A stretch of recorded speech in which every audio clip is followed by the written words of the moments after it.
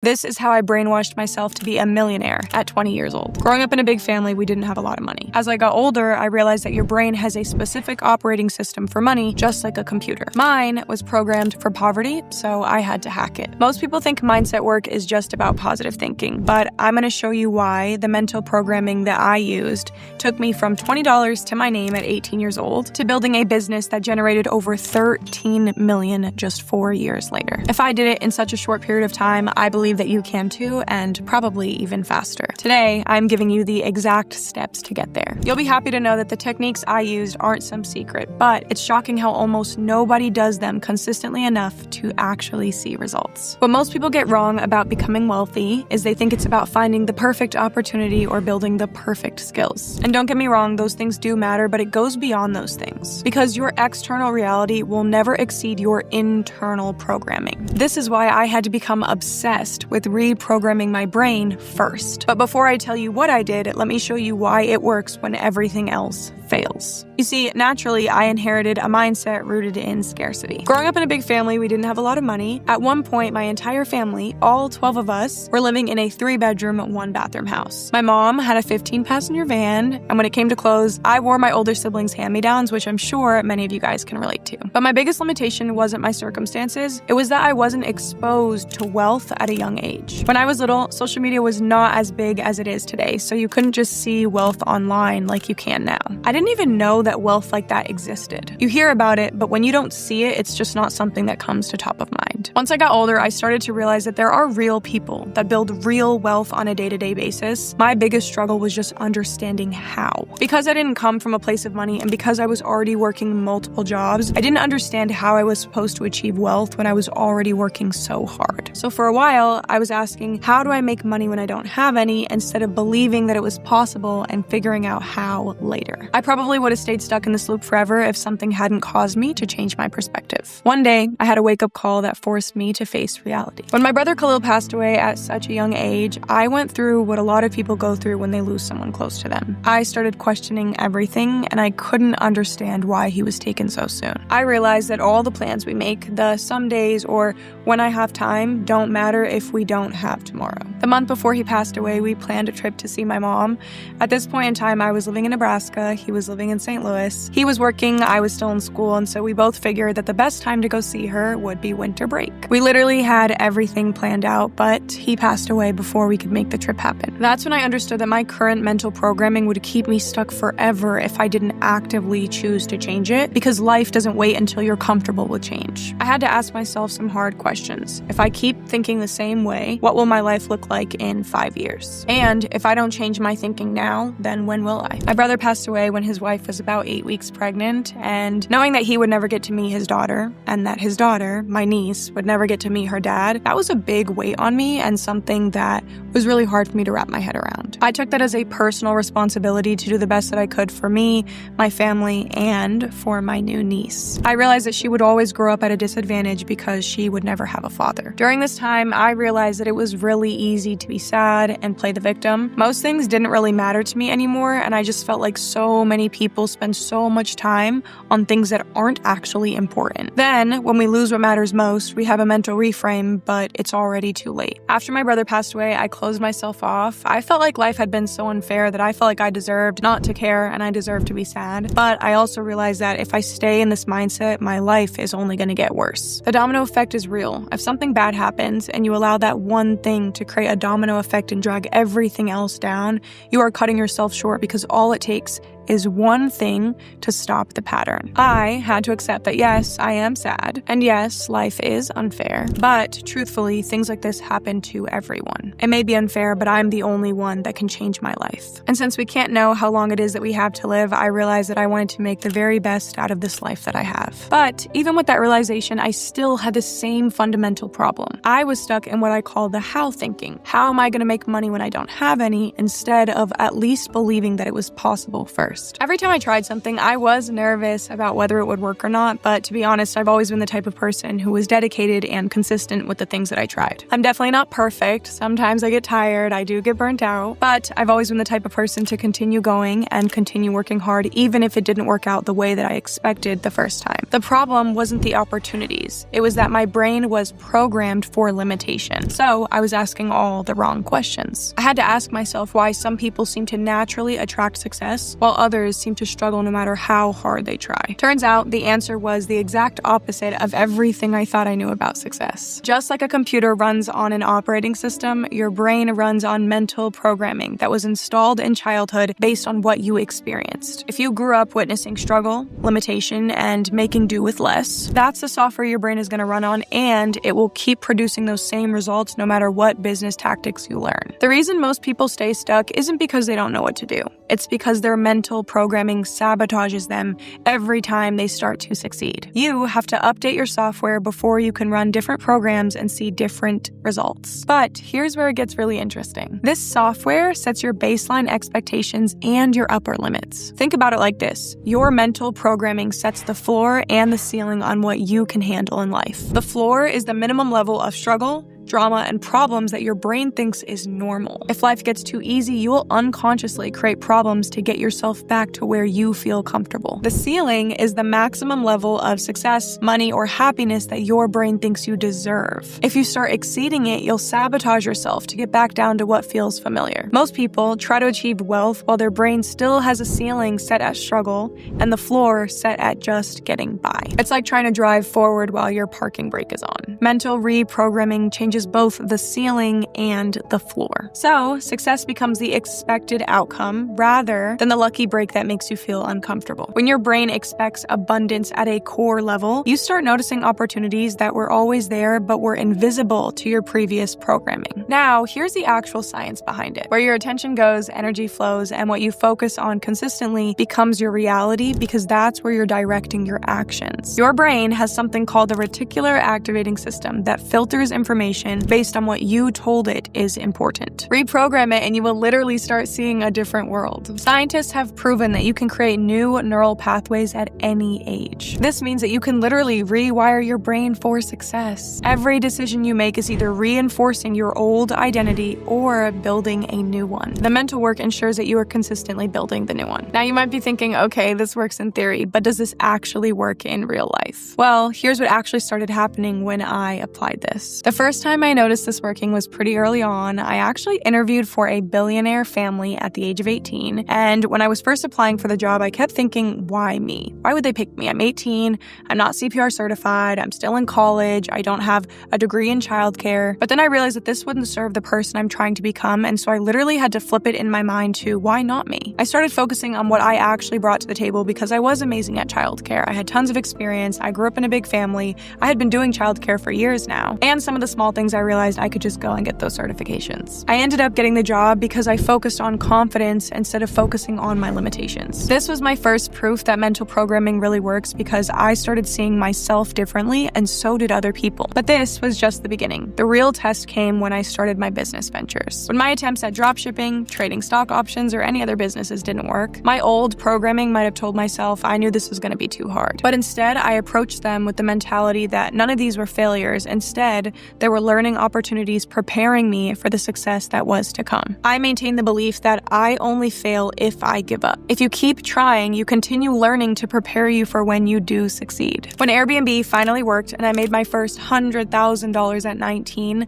I wasn't shocked. I had to take a moment to process it all, but I wasn't surprised because I was already preparing for it. I had already programmed myself to expect success. And once that momentum started, the compound effect started showing up everywhere. I began investing my money instead of spending it on temporary things that would only provide momentary gratification. I started making decisions from an abundant mindset. For example, I realized that if I took the money that I was making and continued to put it back into scaling my Airbnb portfolio, I could have 10 properties making $50,000 per month instead of one making $5,000 a month. For me, it wasn't about being satisfied with one Airbnb or not. It was about everything that I wanted to create for myself, my family, my community. Eventually, I want to build a mosque in my community and start a charity for orphans. I realized that the more that I do for myself, the more I can help others because the better that I am, the better I can serve other people. Money isn't everything, anything, but more money does mean more opportunities. People around me started noticing I was carrying myself differently, speaking more eloquently, and I was approaching opportunities in a different way. The external results were $13 million by 23 years old. This was the natural outcome for the internal transformation that had already happened. So you're probably wondering, what exactly was I doing every day to create this transformation? Well, here is the system. I'm going to break it down into specific practices that made all the difference, starting with my 5 a.m. daily routine. Now, I want to preface by saying I am naturally not a morning person. I love nighttime, but in Islam, we do have to wake up early to pray. So every single morning at 5 a.m., I got up to pray Fajr. Then I read important reminders that I printed and framed on my wall. But I didn't just write generic positive statements. I wrote specific statements that I wanted to see true in my life. I wrote my goals in 2 specific categories: I am and I will. So I wrote I am statements for my present identity, and I wrote I will statements for my future identity. For example, I had I am healthy, I am wealthy, I am kind, I am intelligent, I am capable. I also had things like I will be a millionaire, I will retire my mom, I will change the world. Reading these out loud every single day held me accountable for my actions. But the words were just part of it. I needed to make this change physical and visual too. So I created physical anchors for my new identity. I created vision boards that showed how I wanted to live my life and the impact that I would have on others as well, not just things I wanted to buy. I printed out affirmations and framed them and hung them on my wall so I could read them out every single morning. I changed what I was feeding my mind, and I will say this one can be hard sometimes, but I tried to stop scrolling on social media and replace it with books, even when it's hard. Audiobooks can be great. Replace music with audios or motivational tapes on YouTube. It wasn't always fun. Sometimes it was a challenge for me, but I tried my best. Every day that I made the intentional decision to not feed myself something negative and instead feed myself something positive, it made all the difference. The visual reminders forced my brain to focus on where I was going rather than where I currently was. Bryson taught me to stop focusing on how I'm going to make money and instead start focusing on why I want to make money. He learned this from one of the books that he recommended me, but he told me that if my why was big enough, the how would figure itself out as long as I believed that it was possible and took the intentional action. You have to take the action behind it too, guys. This shift allowed me to see opportunities that I might not have noticed before because instead of focusing on limitations, I was focused on possibilities. But the morning routine was just surface level. The real shift happened when I learned about energy and vibrations. The next part might sound a little bit different from my typical business advice, but trust me, stick with me for a moment. This is what made everything actually click. I learned that everything has energy and vibrations, from the things that you touch, your thoughts, your words, and the people around you. What this means is that if you're literally always thinking and talking about being broke or not having enough money, you are literally vibrating on a frequency of scarcity. I trained my brain to start focusing on what I wanted to grow instead of what I wanted to avoid. Where your attention goes, energy flows, so I had to be so intentional with what I was feeding my mind daily. For me, there was one practice that became the foundation for all of this mental work, and that was prayer. Prayer was my key practice for removing doubt. As a Muslim, we are required to pray 5 times a day, but prayer was not just a religious practice for me. It was mental programming that removed doubt from my mind. For me, prayer is a time to step away from all the worldly things and recenter myself. It gives me time to focus on what I'm grateful for, what's important to me, what I'm working towards, what I want to have happen, the person that I want to be. If you are practicing properly, it gives you 5 times a day to constantly recenter yourself and make sure that your actions are aligned with your beliefs, your morals, your values, and what you say is important to you. I mean, think about it. If throughout the day you are constantly reminding yourself of what's important, what you're working on, and what you're grateful for, I truly do believe that if you are working towards it and it is good for you, then God will help you get there. I find peace with prayer as well because I know that if there's things that I'm stressing about that I can't control, I have to let them go. I can only focus on the things that I can control. I have to just pray and trust that God is the best of planners and He will help me get to whatever is best for me. There's a saying in Islam that basically says, don't just pray and not do anything, right? You're supposed to pray about it, but you're also supposed to have actions that follow it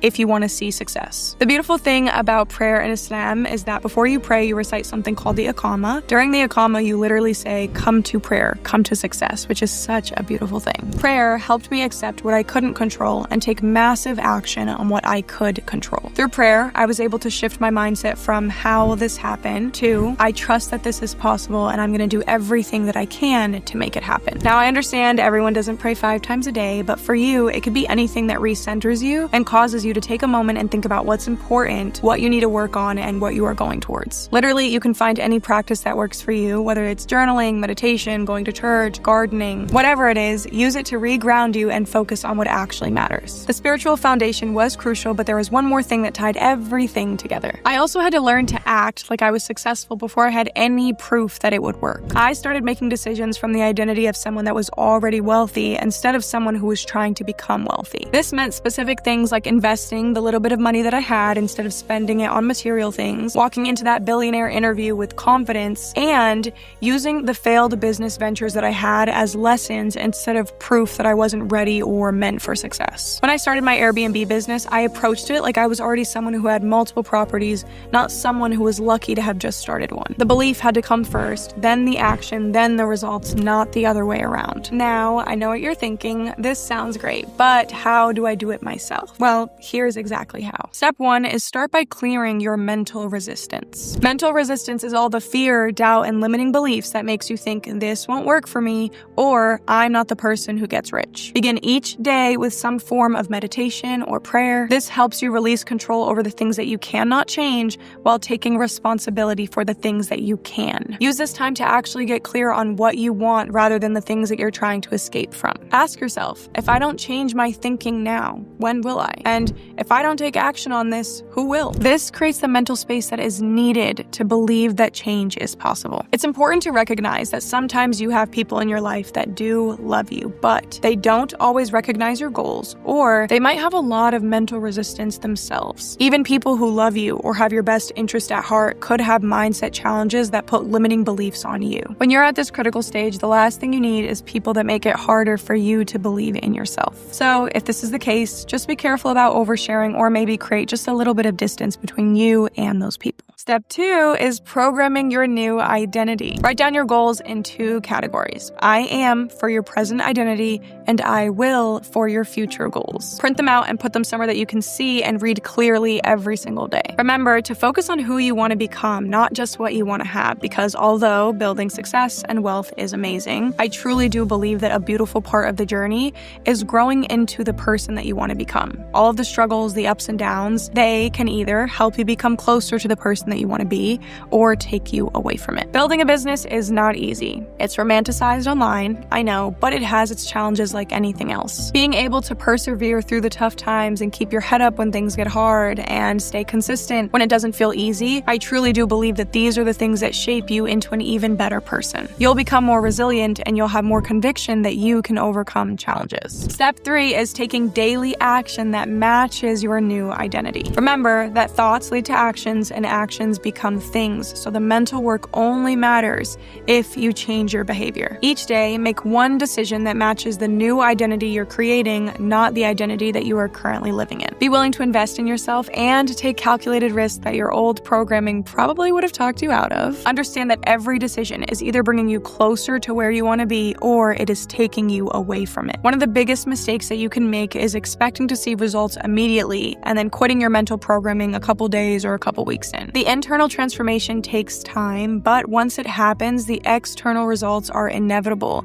because you've literally altered your mental programming. You're now operating from a completely different system. Remember that you have to stay consistent daily, not just when you feel motivated, and that's the difference between what keeps people stuck and what allows others to see success. For me, it took several months, even years, for me to start seeing the external results, but once they started happening, the momentum built rapidly. But here's the reality. Most people are going to watch this video, feel inspired for a few days, and then go back to their old thinking patterns because mental reprogramming takes daily consistency. So if you are serious about this, start with 15 minutes tomorrow. Write down your I will and I am statements, print them out, and put them somewhere that you can read them every single day. If you even just do that for 30 days, watch how differently you start showing up in the world. Remember that your external reality will never exceed your internal programming. Start with the mental work, get consistent with it, and then build business tactics. That's how you create lasting wealth instead of just temporary wins. If you enjoyed this video and you feel like there might be other topics that you want to learn about or topics that could help you get to where you want to go, please feel free to drop them in the comments, like,